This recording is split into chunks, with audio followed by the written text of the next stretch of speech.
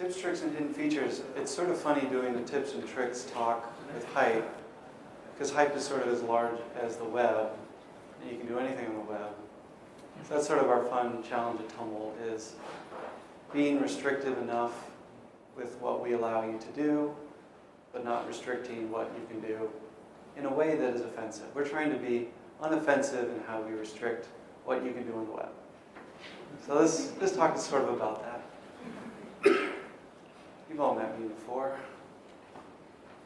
So I know a huge way that we think about building Hype is, like, you really need to read about how it works. You should be able to pick it up, drop an image in there, look at the record button, play around with that, move the time around, and sort of get closer and closer to what you want to do without reading anything. That's really our goal. So if you're opening Hype first time and you have this huge project you have to do, you're not really going to have a great time. So I want to iterate this idea that you really need to play around with Hype. So have fun with it, and then you won't even feel like you're using Hype. You're just putting cool stuff on the web, and you'll go to bed happy every night.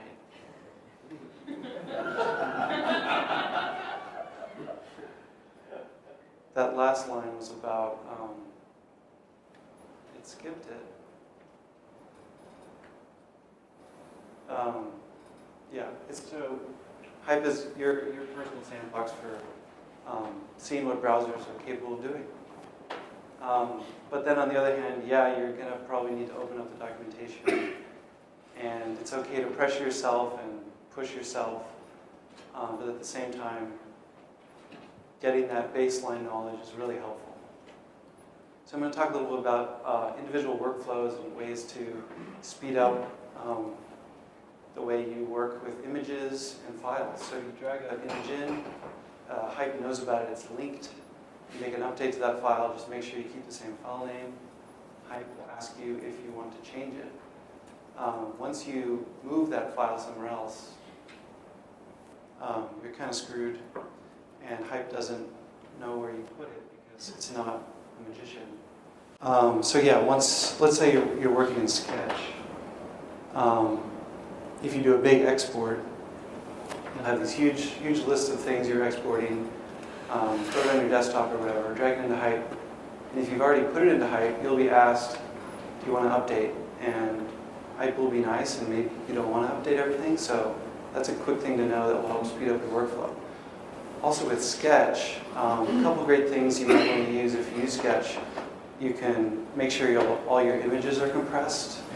You can make sure your SVGs are a little friendlier. SVGs, sometimes by their nature, don't let you expand them. So there's a couple nice plugins that fix some weird SVG bugs. So there are some edge cases. I am talking quickly because I want to make sure you guys can get out in time. So I'm just going to go through these. The capo, you can work your whole life without the capo and Hype. You hit record, make an animation. Your animation by default starts at time 0. If you want to start your animation at time 2, you're going to drag a little capo out. And then that lets you start your animation a little bit farther into your timeline. And there's some keyboard shortcuts that make that helpful. Big time saver, but like I said, you can get by without it. Keyboard shortcuts are your friend, as you probably know with other programs you use, Illustrator, Photoshop. A nice little hack that I don't see anyone use is you can make anything a button. You can make a rectangle a button, you can make a video a button, buttons everywhere. Gives you a really easy hover state and can be a nice effect. For your people who are familiar with what you can do on the web, this huge list of things you can do, we sort of hide it, but it's interesting to know that, yeah, you can animate left border. These are all animatable properties. And you can get to it, oh wow, there's my mic. And you can get to it by opening up this bottom panel here. It's really nice that this is not by default on the screen. We don't want to overwhelm anyone. But these all correspond one-to-one with CSS.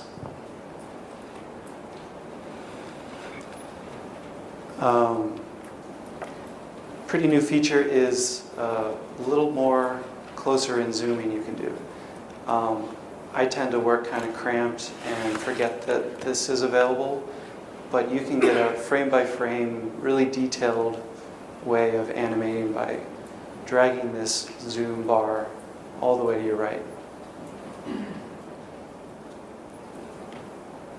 A nice little built-in thing you get just by the nature of it being a macOS app is you can use your color swatch in any program, so you don't have to copy and paste images between programs if you're just trying to steal a color.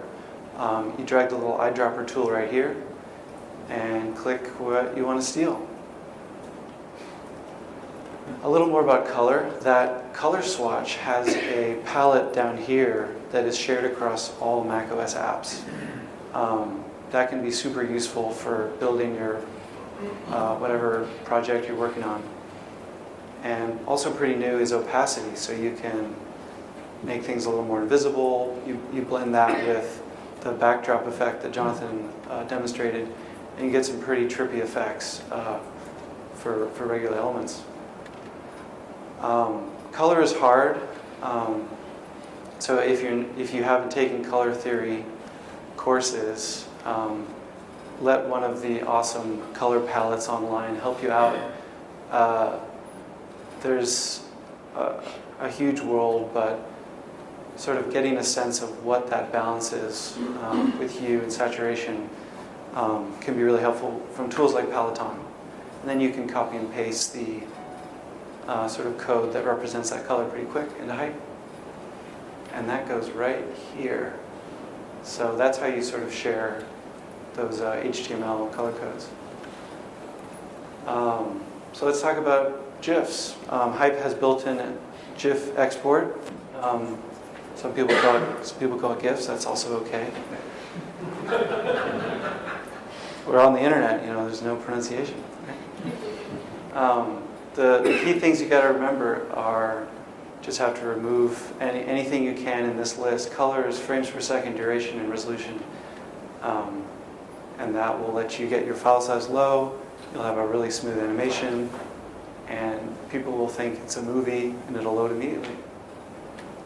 So in Hype, and with any GIF creation app, you're thinking, how can I get this below 216 colors?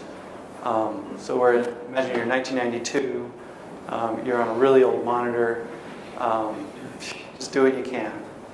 No one's going to update the way GIFs work, and then just have to deal with it. So what sort of things can you make? You can do a lot. If you do things like remove the orange, you'll have more colors to work with on the left. So really got to remove colors as much as you can. Minimize. This is like 6 colors. You can really do so much. So have a lot of fun. You can do really crazy stuff that's only supported in the latest Safari, and then make a GIF, and that'll work on, I don't know, what's an old browser? The first BlackBerry browser. So whatever you want to do. And people won't know. They'll say, wow, that's pretty sweet. Whenever you do make, I would say whenever you make anything in Hype, drag your Hype resources folder into ImageOptim. It'll shrink all your images down. You can't notice the difference, but your users will be happier. This is especially true for GIFs or GIFs. Drag it right in there, and it'll work its magic. If you're doing some real hardcore GIF production, you're going to want to export as PNGs, and that'll make full resolution frames from your Hype animation. This is what it looks like in Hype. It just makes a little fake web browser and then records every single frame and makes an image. And there's some nice command line tools you can use. It's all in the forums. You don't need to know about this right now. But you can set your delay, you can have it loop. You can say, look at all the PNGs I have here and create this file. So we must admit our GIF export uses a Apple framework, which doesn't always get the best resolution, so this can sometimes fill in those gaps. One thing that maybe isn't discoverable enough is animation custom easing transitions. So when you select between instant linear, ease out, bounce, whatever, you also have a little plus button here that lets you make your own. So in a Hype document, those easing transitions are shared in that Hype document. And once you edit it and update it, it'll update it wherever you use it in the document. So if you have a specific movement you want to use a lot, this is a great way to make a sort of symbol out of that transition. Like I said, you're not restricted at all in Hype, but we don't want to overwhelm you. So I'll just overwhelm you now with a little bit of CSS. If you select an element, you could give it a class, just like a regular DOM element on the web. And that goes down here in class name in the inspector, the identity inspector. And then you can do things like change the color. Of course, you can do that in the text inspector, but if you want to be real fancy, you can do it with CSS. You can really quickly see what Hype is doing to your elements by using one of the many developer tools that browsers come with. So these are some tricks for getting your CSS to apply if you're trying to do something fancy. And this could be something that, the latest version of Chrome Canary releases tomorrow, and you want to try it out. You could really easily do that in Hype. We won't stop you. This is a little more about CSS that is boring, but it will empower you. Let's say you have a bunch of href links, so these are just links to web pages. With that CSS control you have in Hype, you can change the underline for every href without using any of the built-in controls in Hype. So there's a lot of stuff you can do with CSS, even after the fact. So you've created your document, you're really happy with it. The client says, hey, how about a dotted underline under all those hrefs? This is a good resource just to know you can target everything specifically. Are we good on time? Yeah. A little bit more? 5 minutes? There's so much more. You could target CSS with JS, of course. This is really dark and you can't read it. But let's say you have a bunch of boxes. You assign that a class name. This line here is regular JavaScript. This line here looks at, it makes a for loop that links, that looks for all your boxes.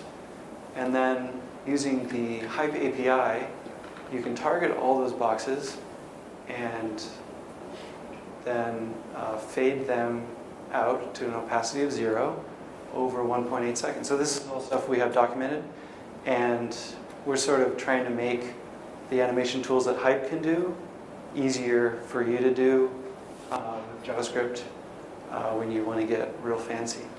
So without using any Hype tools, you could do something like this in response to an action or something like that.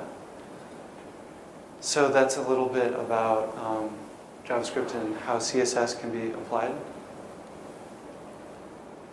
This is an interesting way to target deep in a symbol. So we might try and hide functionality in symbols, empower you with this abstract model of like scenes within a scenes, but there's still a way to dive in there with JavaScript. If you are working on a symbol, this is what I mentioned, this purple bar. When it's purple, you're editing a symbol. You can focus on just that symbol and clear away all the cruft by clicking this tiny button on the right side. can be super useful to just zero in and pretend you are in your own scene.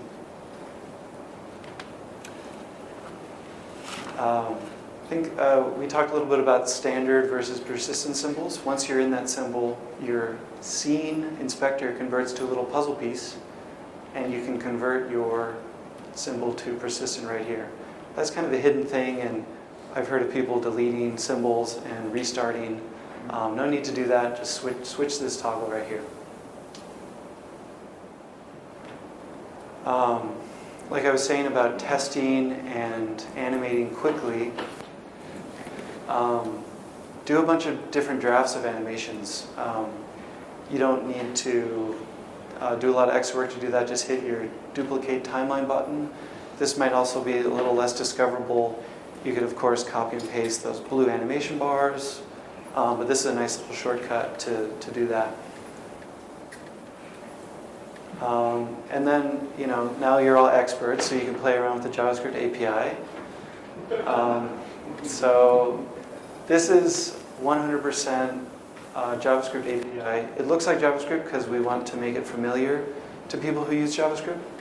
But what this code does is looks at an existing element, and this is a regular height element. It asks, what's the height of that? And then it matches the height that is known over a period of time, just like a regular height animation. And you're free to copy and paste this. These slides will be up later, but that's sort of the tip of the iceberg for what you can do with the Hype JavaScript API. And of course, we've got our little, massive list of API functions here. I think it grew by 4 a couple days ago. That has its own built-in documentation, so you can copy and paste this with samples and stuff like that. So that's all the time we have. I might have talked a bit too quickly, but these slides will be up there, and I'll be on the forums, and there's so much more to learn, and we're on this journey together.